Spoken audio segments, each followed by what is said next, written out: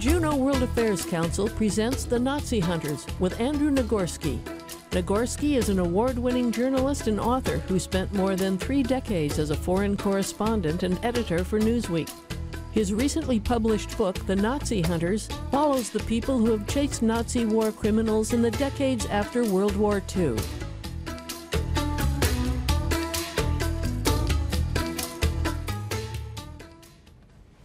Thank you. Thanks, everyone. It's great to see you on a Saturday afternoon. I know this is a tough time. My daughter, Sonia, said, hey, let's hope it's raining. And I thought, well, I'm coming to Juneau. Chances are pretty good. But it's actually cleared up, which makes me even more appreciative that all of you have showed up today. And I know the competition across the road is there, too. I thought I'd just give a little bit of an introduction to why I wrote this book, The Nazi Hunters, why this topic seems to be of perennial interest. Not simply my book, but I think many of you probably grew up hearing so many stories about the war, the Holocaust, and the stories of what happened afterwards. And I grew up my parents had come from Poland. My father was in the Polish army in 1939 when World War II broke out. He managed to escape after the surrender when Polish soldiers were supposed to turn themselves into POW camps. Eventually ended up in France, and then was evacuated by the British, and then was with Polish forces under British command. And my grandfather was in the Polish government in exile in London, which tried to get the word out what was happening in Poland to the rest of the world. And so I grew up hearing these stories, and like every kid, you half paid attention to your parents and grandparents, but something must have sunk in, and something must have sunk in also about the wider environment of this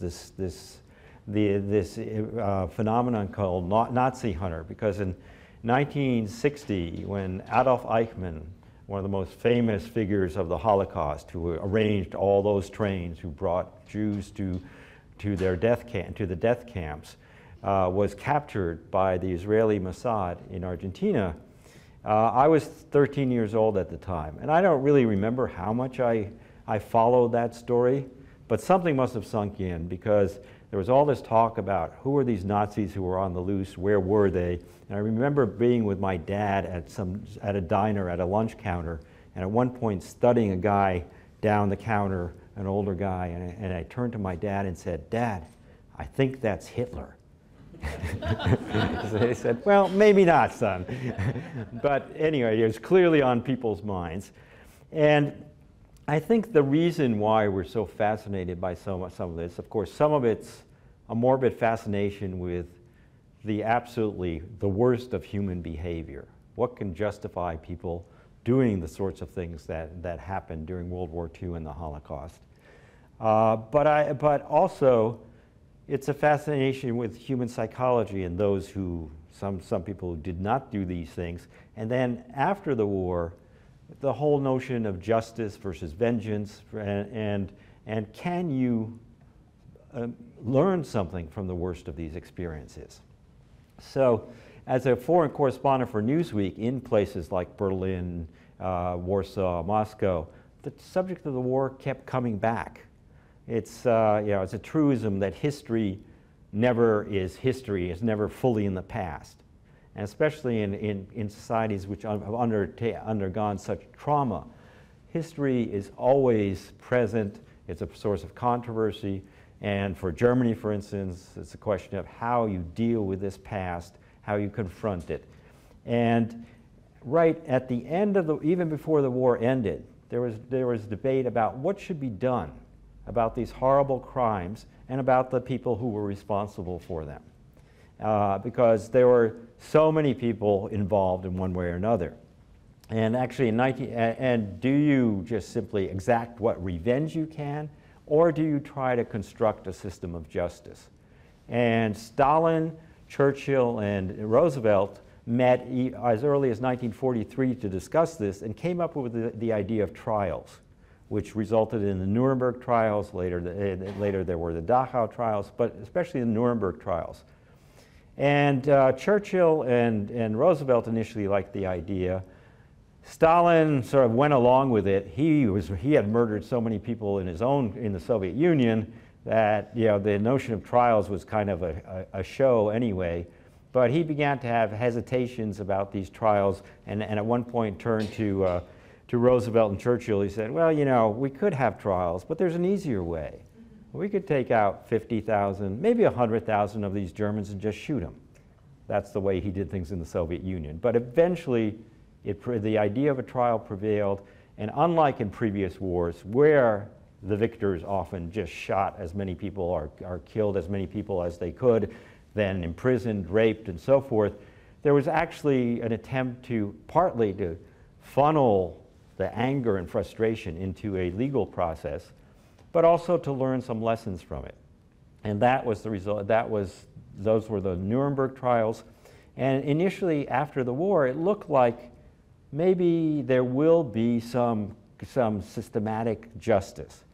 But even there, individuals played key roles, not just the leaders, but individuals at every level of this process. And one thing as a correspondent, I really learned and came to appreciate that individuals shape history. These are not some impersonal forces, and they can shape history for the worse, of course, as Hitler did, or for the better. And these people I call Nazi hunters, I would argue, shaped history for the better, because really, at the end of the war, a lot of people knew that so many horrible things had happened, so many people had been killed, but not how many, in what way, and what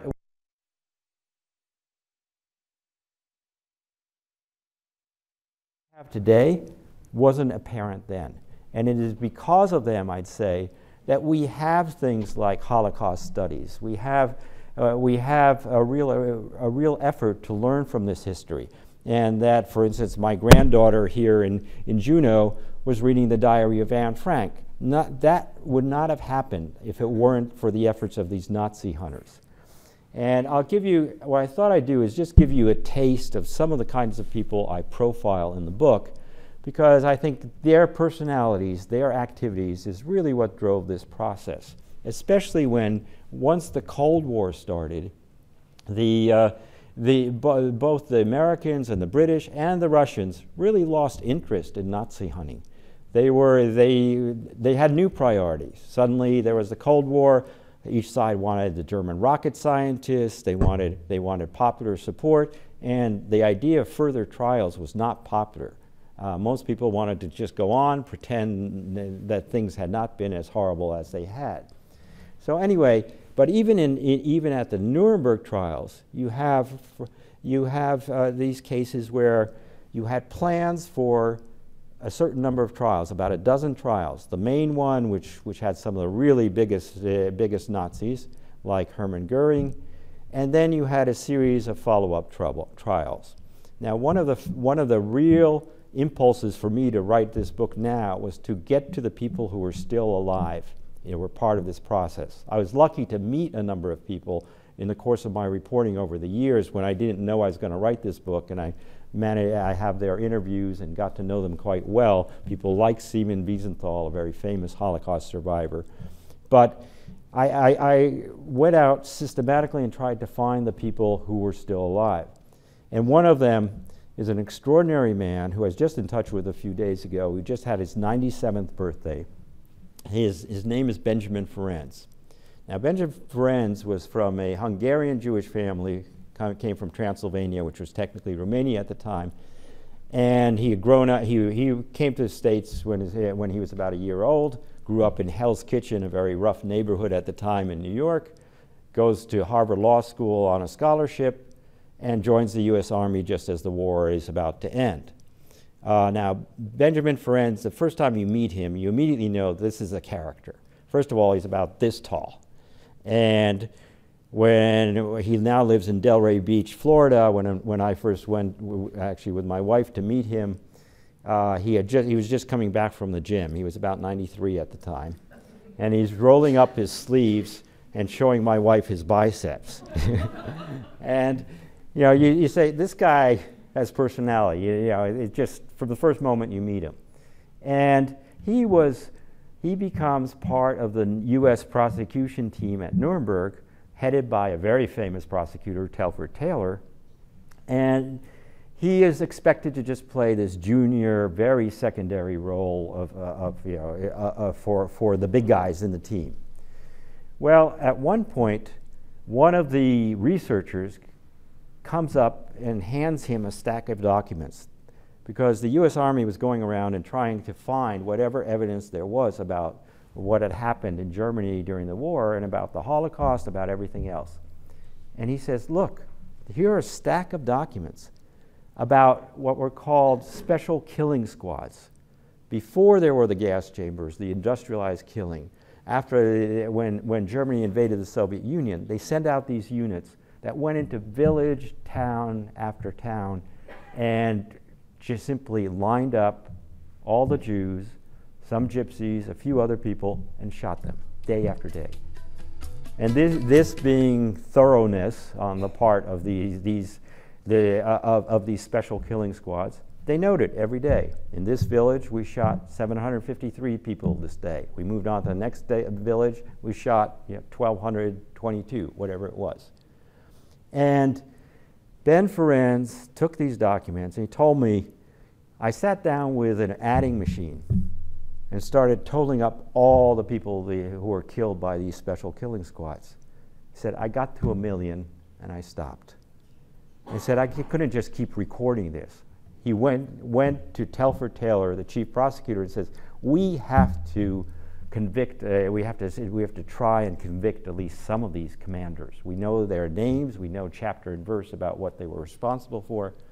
And Taylor has kind of this bureaucratic response, oh, well, we haven't budgeted for another trial, and I don't have an experienced prosecutor.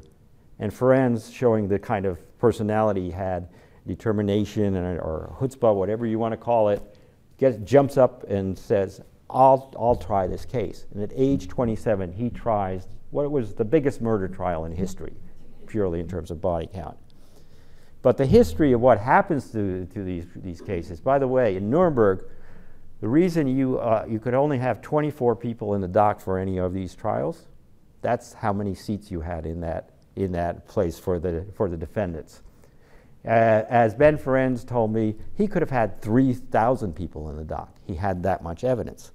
But he had to choose 24. So he chose 24, and 1 or 2 got sick, so he ended up trying 22. They were all found guilty, and 13 were sentenced to death. But in the end, only 4 were hanged, and by 1957 or 58, all the rest of them were out of prison.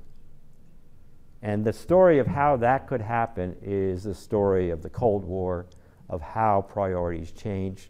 Now, some people say, even in the Justice Department today, people who are involved later with the efforts to identify war criminals in the United States, in some ways you've got to understand, the Cold War really was, it felt like an existential threat. And it's sort of saying, like in the war with terrorism today, if you had somebody who was guilty of horrible crimes, but you felt that they could somehow help you in the fight against the next threat of terrorism, you're willing to enlist some pretty dubious people. Perhaps. But a lot of people simply were either integrated into the new system, went into sort of resumed their normal activities, and the people who really felt that some justice still needed to be done had to work very hard to change that. Because in the 50s and the 60s, early 60s, there was still very little talk of this and very little understanding of what happened. In our societies, even in Israel, there was this sense of among the younger generation, we don't really understand how the Holocaust could have happened, how so many people could have been killed. In Israel, you understood that people can be killed in fighting for the independence of Israel, but how this happened, the mechanism. So what happens instead? You have people like Simon Wiesenthal, this Mauthausen survivor, who comes out of the concentration camps. At first he helps the US Army find war criminals. When they lose interest, he sets up his own documentation center. And it's not, this is not only about punishment. In fact, the fact that we have trials still today, the last of these trials today, probably because for biological reasons there will be no perpetrators left soon, is a push not so much for punishment but for education. And even those early trials were partly about that. Harry Truman said, the Nuremberg trials, we need them because we want to be sure that no one can say a few years from now, this did not happen. And that's a big part of it. Getting the evidence on trial, the documents, the witnesses, the film footage of the liberation camps, all that was crucial. So you had someone like Wiesenthal pushing, and just, I mentioned the Diary of Anne Frank, which my granddaughter Stella was reading. That, even that was in dispute in the 50s. In fact, Wiesenthal was in a town in Austria, Linz, when they tried to stage a theatrical production of Anne Frank. And many of the parents of the school kids in the town, who themselves were, of course, part of the Third Reich, were telling the kids, this is kind of a fairy tale. The Jews made this up to just make you feel guilty. Who knows whether Anne Frank even existed? And some of these kids bought this and actually were heckling people going to the theater. And Wiesenthal confronted a teenage boy and said, how can you say this? He said, oh yeah, but my parents, everybody says this. He said, well, what would it take you to convince you that this is a true story? After all, Otto Frank, Anne Frank's father, survived, and he told it. He said, well, yeah, that's what they say, but he's a Jew, who knows? He said, what if I found the guy who arrested the Frank family, the SS officer? And he said, well, then maybe I'd believe it.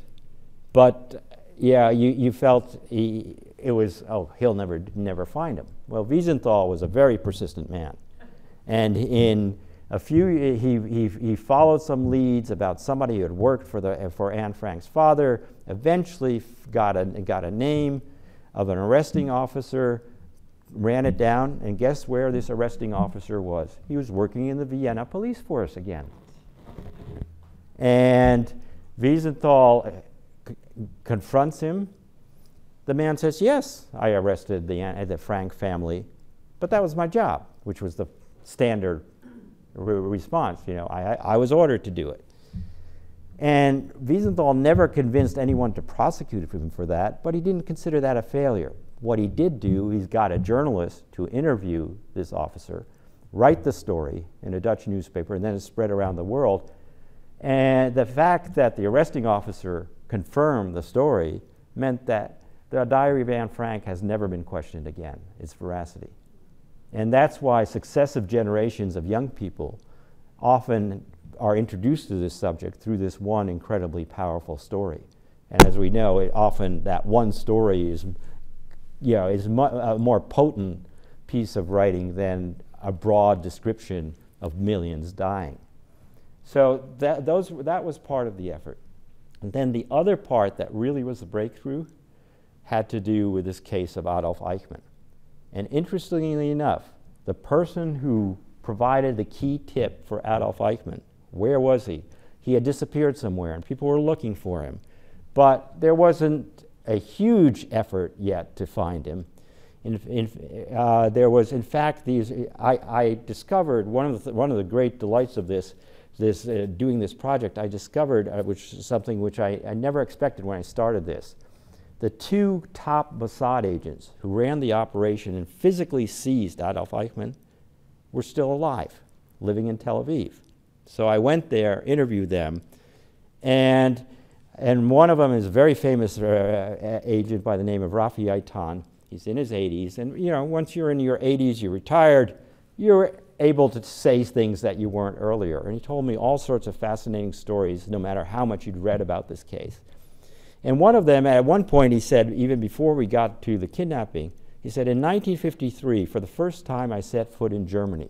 I got off the train, set foot in Germany, and thought, this is incredible. A few years ago, I, as a Jew, would have been killed in Germany. Now I'm here as an agent of the Mossad. And I'm thinking, he's going after those Nazis. This is really fascinating. He said, no, it's not that. He said, I was there because we had lots of Jews emigrating from the Soviet Union, Poland, Hungary, and we needed these people for the new Israeli state. But we also knew that KGB and other Eastern security services were going to put some sleeper agents in among them. And so I was meeting with our Mossad agents in the area to try to identify them, because any sleeper agent who got to Israel would be transmitting back to ultimately the Kremlin, to Moscow, the KGB headquarters, and since Moscow was on the side of the Arabs, that information was going straight to the Arab side. We didn't have time for hunting Nazis, but then a tip falls into the lap of the Israelis. But it comes from Germany. It comes from a judge in Germany, an attorney general by the name of Fritz Bauer. He himself grew up as in a secular Jewish family. He was a social democrat. He fled. He was in exile during the war, comes back, and is frustrated by the number by the indifference, basically, to what had happened. And a blind German Jew from Argentina writes him a letter, says, I think this guy Eichmann they're talking about in the newspapers is here in Buenos Aires. And how does he know? It turns out Adolf Eichmann had escaped to Buenos Aires. He changed his name to Ricardo Clement. But by the late 50s, nothing had happened. He was living his normal life. He was working in a Mercedes factory. And he had 3 sons. And one of those sons happened to date the daughter of this blind German Jew. And she had no idea who he was. He was an attractive young man. They were dating. They were apparently very much taken with each other. Her mother was a German Christian. She was in that German community. Most people had no idea she was partly Jewish. And the son's name, Nicholas Eichmann. That could be a clue. In fact, Eichmann at that point had gotten so sloppy he hadn't changed his son's names. And that sets off a chain of events. And Fritz Bauer, the German prosecutor, thinks, how do I get action on this? Says, if I tell it to my own people, as I should, he's a civil servant, somebody will leak it to him. There's too many former Nazis in the German civil service, in the embassy, and probably in Buenos Aires. So he makes a really major choice and takes a big risk. He leaks it to the Israelis, to the Mossad. And they're the ones who get on his trail. And then there's this incredible story of how they not only have to kidnap him, but find a way to get him back to Israel for trial.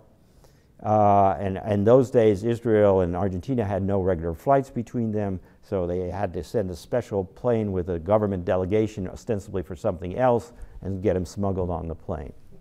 But that trial really becomes the first really big Holocaust trial. Because in Nuremberg, it was about crimes of aggression, crimes against humanity. The Holocaust was there, but it wasn't drawn out as explicitly. And there weren't as many witnesses. In this trial in Jerusalem, witness after witness tells their stories. And so many stories that one hears about the Holocaust originated in that trial. And Israel is riveted by this. The whole world is riveted by this. And then someone like Fritz Bauer feels it's time to actually have an Auschwitz trial in Germany, which he does. And by the way, he gets the assistance of somebody, a Polish investigating judge who was himself of German background and a Christian, who had interrogated some of the key figures of Auschwitz, including the commandant of Auschwitz, despite the fact that Germany and West Germany and Poland have no diplomatic relations at that time.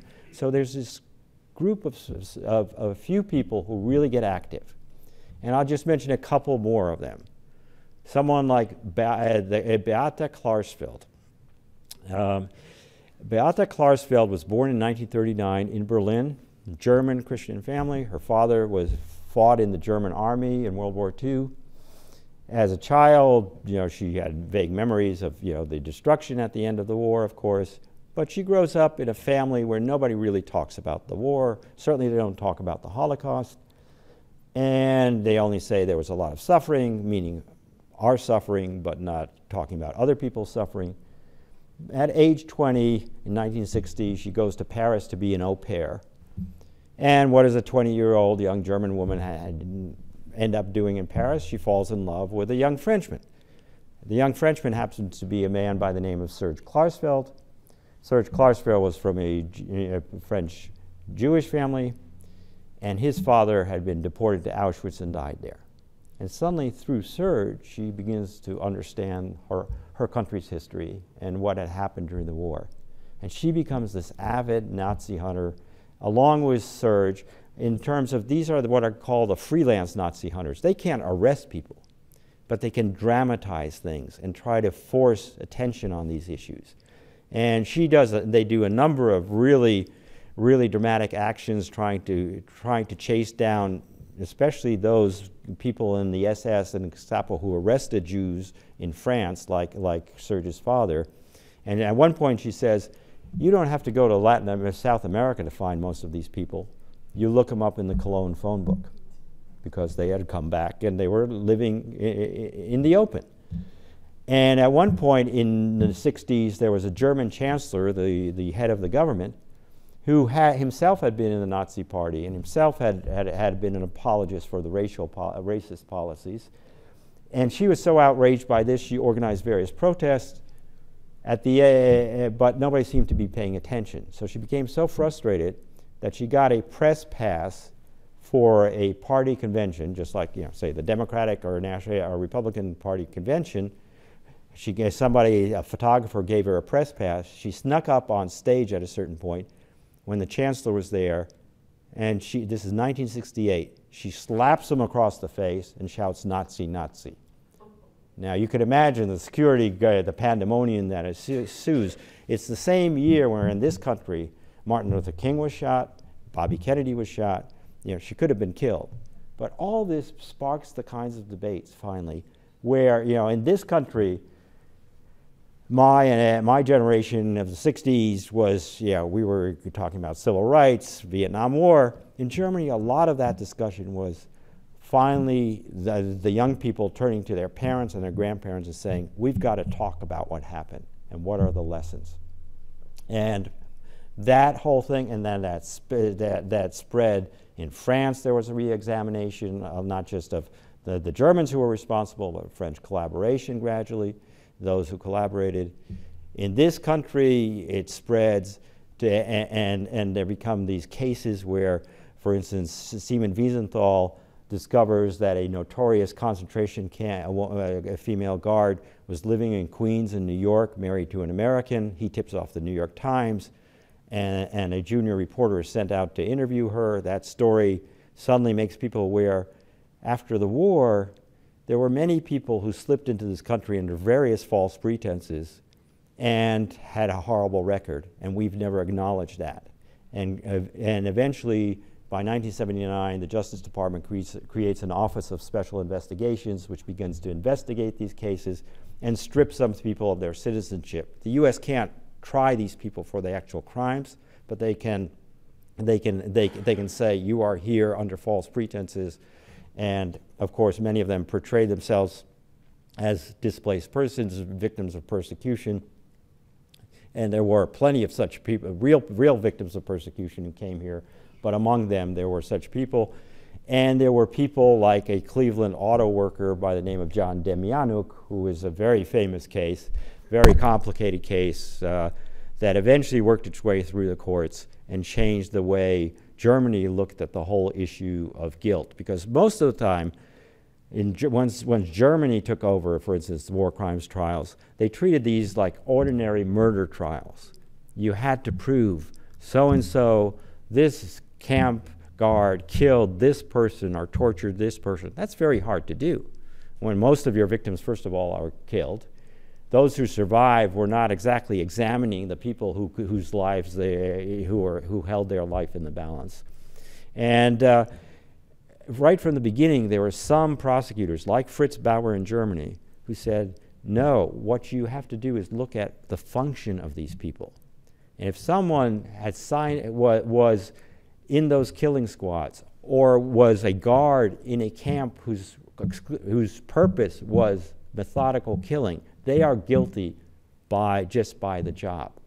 It's sort of like if you have somebody who was part of a gang that went around Juneau shooting, I don't know, any group, particular group of people of a religion, a race, or so forth, you wouldn't care later on whether that person was the trigger person or the person who stood guard or was the getaway driver. They were all implicated.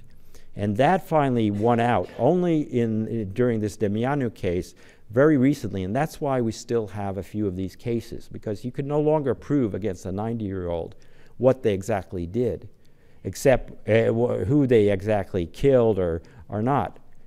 But you can prove what their job was. And these jobs, one myth, they were not all forced to do this.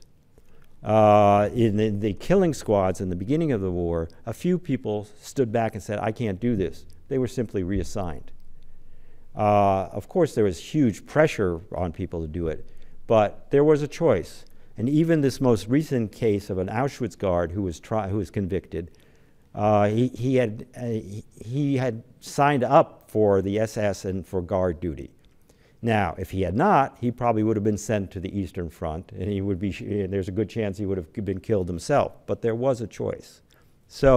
And that influences our whole thinking about choices and morality, I think, which applies much more than just to this situation, and about obeying illegal disobeying illegal orders or obeying illegal orders. So all of this is these are the kinds of people I talk about in the book, and I think this relatively small group of people account for the fact that we really understand this period a lot better, and at least can raise these issues. And again, these last cases, these people who are even the ones who are found guilty will probably never serve a day in jail, because they have an appeal process and so forth, and many are no longer considered healthy enough for jail. But you still have moral and legal judgment, and that's a good thing. And just one final note on Rafi Eitan, the Mossad chief, just because this is a serious topic, but some of the stuff is sometimes hard to believe. There's less serious notes. He had to come up with a plan B for Eichmann. If for some reason that one Israeli plane didn't arrive, how would they get him out of the country after they kidnapped him? And the only other way would be by ship. And the only ships going back and forth were Israeli freighter lines, and they were picking up Argentine kosher beef and sending it to Israel. So he had arranged for one of these ships to have a little cabin beside the kosher beef. If Eichmann did not get on the plane, that's the way he would have gotten to Israel. You can't make that up. All right, so let me stop so we have time for any questions, quick comments, whatever you'd like. And please do step up to the mic if you'd like to say something. Anyone? Okay, yes, please. Thank you. I'm curious about Switzerland's role in all of this, and to what extent there was culpability, and maybe still is, and also including a lot of the personal, financial and personal possessions of people who were back in Germany who were killed, and things that happened in Switzerland. Yeah, I am not an expert on Switzerland, but it certainly was a country with its neutrality that also shielded a number of, a lot of people could hide wealth there, and help. There were many neutral countries that in effect helped Germany. Switzerland, Sweden also played a role in terms of its mining and so forth. And then there's a question, of course, of refugees and reluctance to take refugees. But on that score, some people did get out through Switzerland, but some found it very hard to. But on that score, the United States cannot claim any moral superiority. We had plenty of chances, especially in the late 30s, to get more people out. And we forget how pervasive the anti-Semitism in this country was, and the opposition in Congress. Even the first Displaced Persons Act after the war favored people in the former Soviet Union, and clearly was meant to cut out many Holocaust survivors. Only it was adjusted later over time. So, yes, I mean, Switzerland, I think, has a lot it could have in theory done. We like to think of it as the refuge, the way in The Sound of Music, the Von Trapp family, and some people did get out through Switzerland, but a lot of people, often the door was closed effectively, and a lot of wealth was hidden there.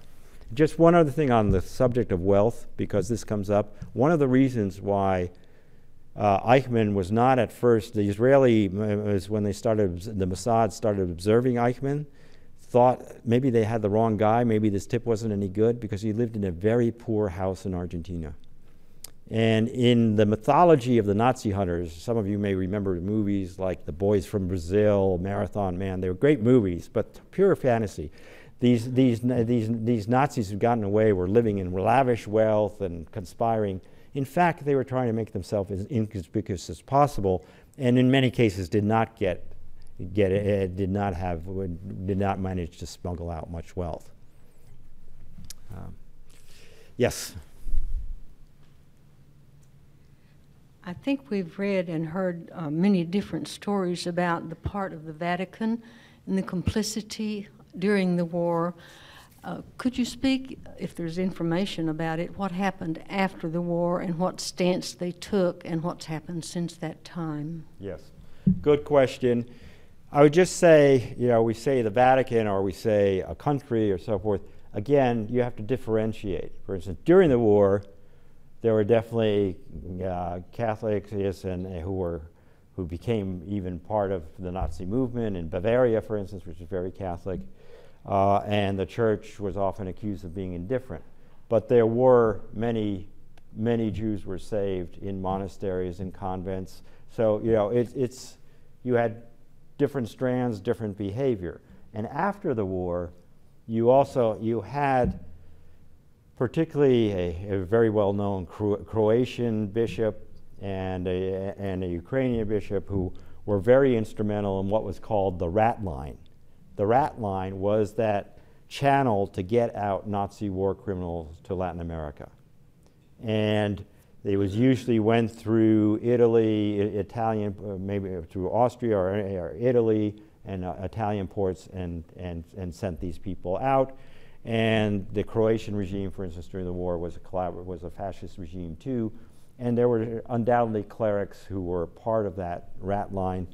One of the real ironies of history is that after the war, of course, you had the efforts by the Zionist movement to smuggle out Jews to British Palestine when the British were trying to prevent Jews from going to Palestine. And their routes often overlapped with the Ratline. And I've even read accounts where in one place, they'd be stopping at a group of Jews, Holocaust survivors would be stopping at an inn. On one floor, they were there, and there were Nazis trying to flee to Latin America on the other floor of this. So there were many really incredible situations. So, there was undoubtedly complicity of some clerics.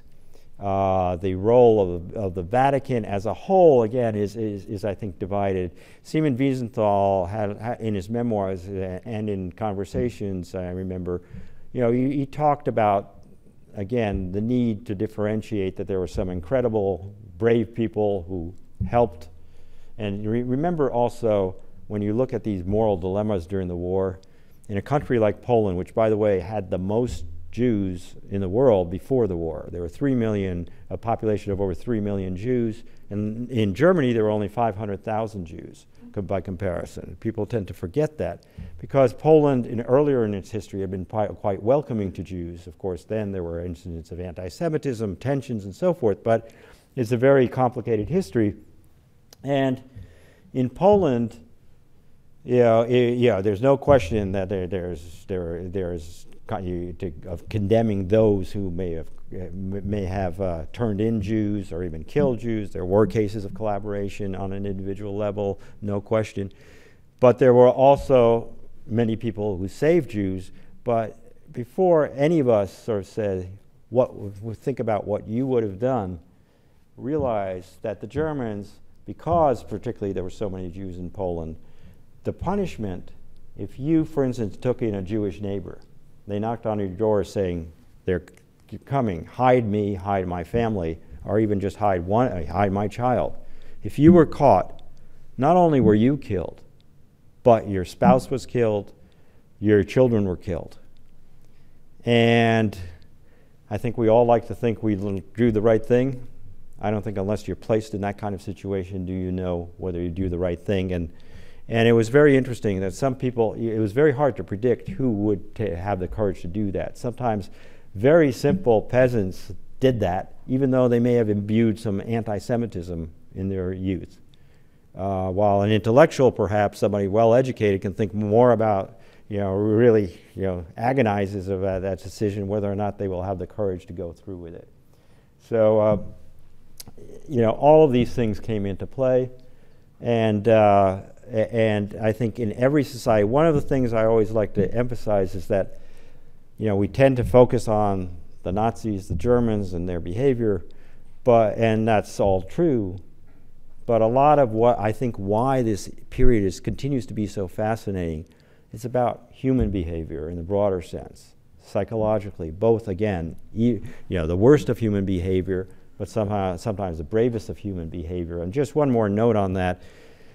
I was lucky enough to know a man who was an extraordinary courier in the Polish underground who died only a few years ago. His name was Jan Karski in the Polish underground. And in 1942, he's given a mission to get out of Poland, get to London, to the Polish government in exile, and talk to top British officials, then go to the US and talk about US officials, what's really happening in occupied Poland. And as part of his mission, he talks to members of the Jewish community, surviving Jewish community, who take him into the Warsaw Ghetto. He agrees to go into the Warsaw Ghetto, knowing that if he's caught, he's killed. He witnesses what's happening. He even gets into a transit camp to a death camp, so he sees these horrifying scenes. And he manages to get to London, meets with top British officials, and the predominant attitude is one like there was a top British official who, after he described all of this, what he saw, and made the point that, look, in Poland, everybody is being persecuted. Many people are dying, but the Poles are being enslaved and some killed. The Jews are being exterminated. That's the message that the surviving Jews are bringing out. And he said, and this British official said, well, in World War I, we had these stories about German soldiers killing Belgian babies, about bayoneting them and so forth. We knew they were not true, but it was good propaganda. In other words, he was sort of dismissing this. It's, spread this word, but it can't really be true. And he even gets to this country, and he meets with Felix Frankfurter, the Supreme Court justice who himself is Jewish. And he tells them all these about the ghetto, about the camps, and about the mass extermination. And Frankfurter says, again, you're a very brave young man, but I can't really believe what you're saying. And the Polish ambassador said, how can you say this? This man has gone through all this.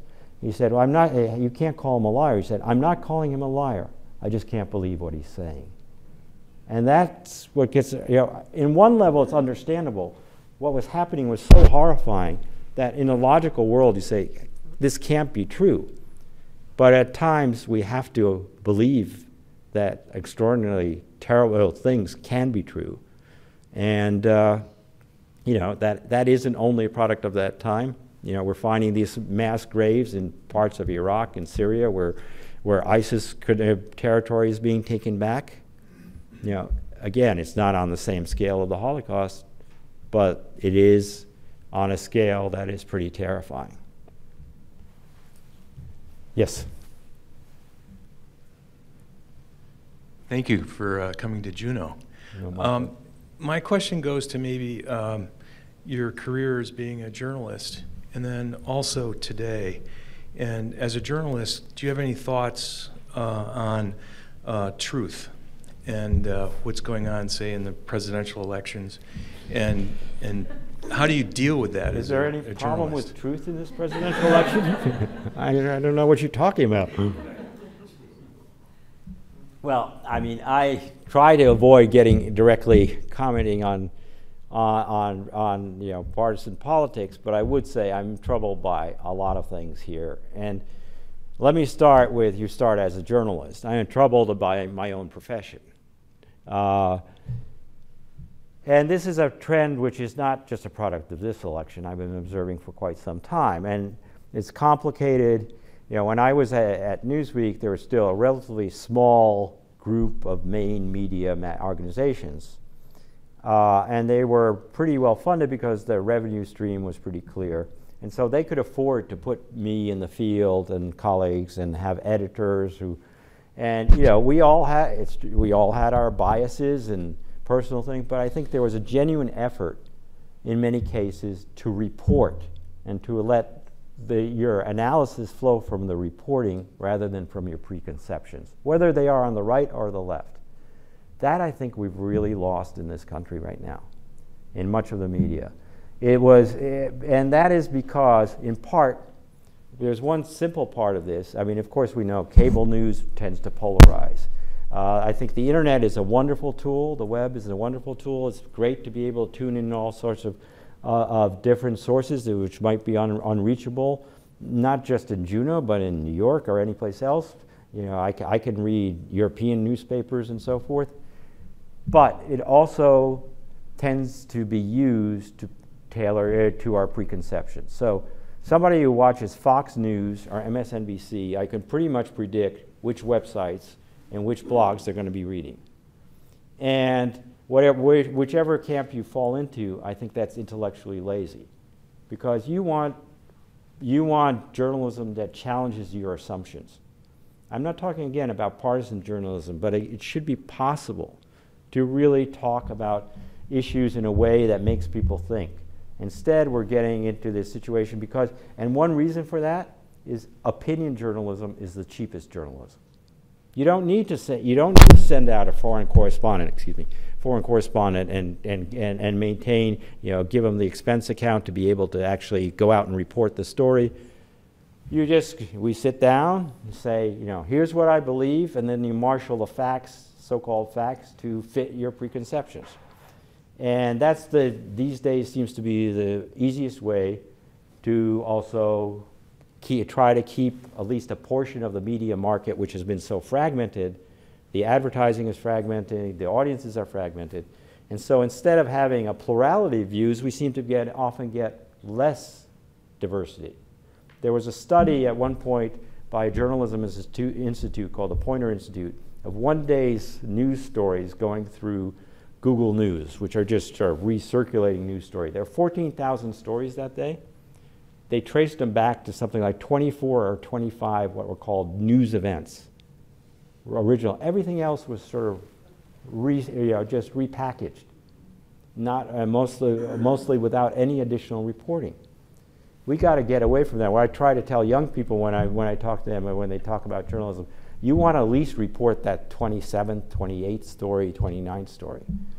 And how that plays into it, it's not, then there's a whole issue of political coverage, but even then, think about, it should be possible, I always argued with reporters, whatever your side of, however you see, whoever your favorite candidate or most disliked candidate is, to go out and report on that story in a way that doesn't immediately tell the reader, I'm for him or against her or whatever it is. And I have nothing against opinion journalism, but when it overwhelms everything else, that's when we're in trouble. Yes, please. Go to the microphone. Sure.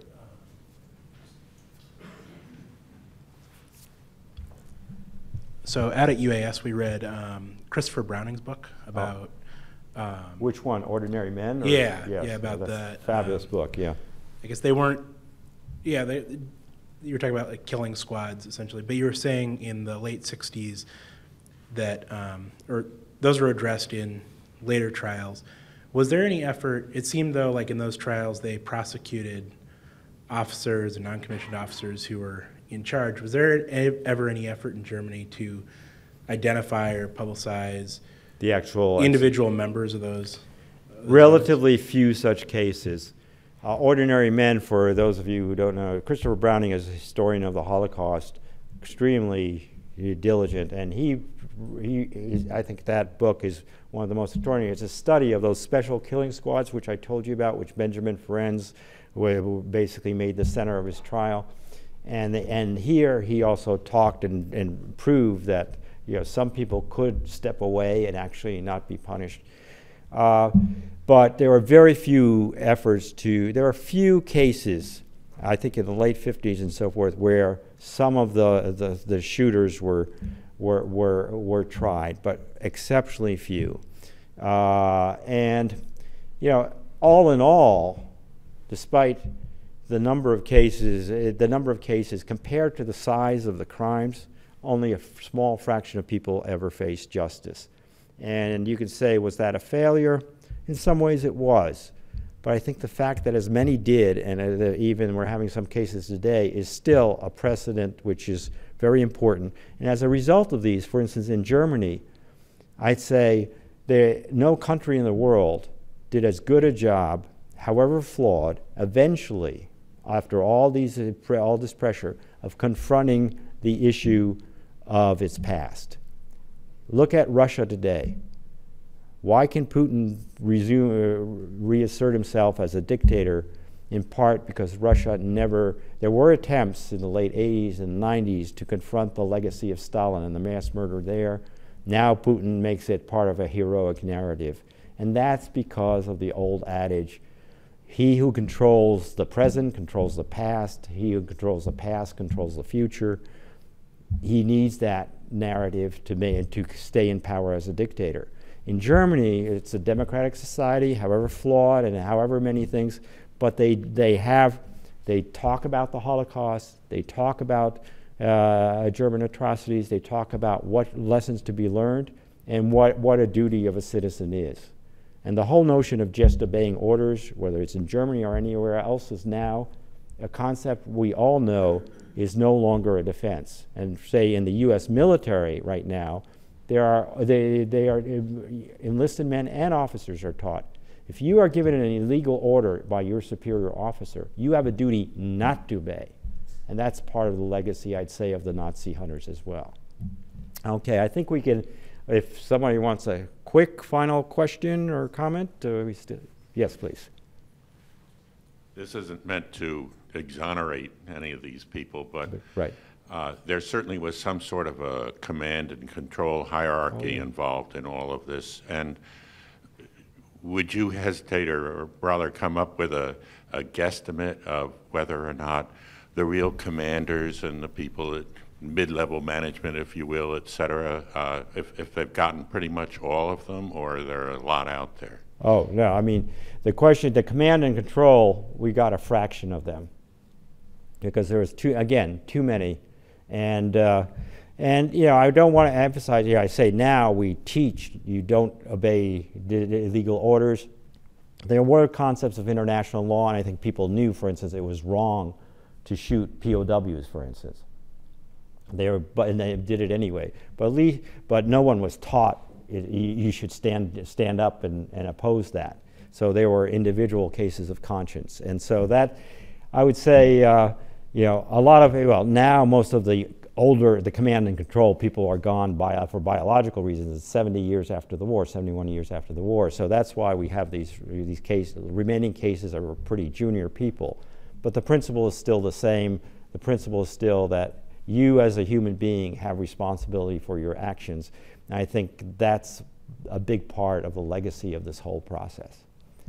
Thank you very much. I think we have just reached the limit of our time, so I appreciate all of you coming out again. And as I say, happy to chat more, sign books, whatever you want me to do. Thank you.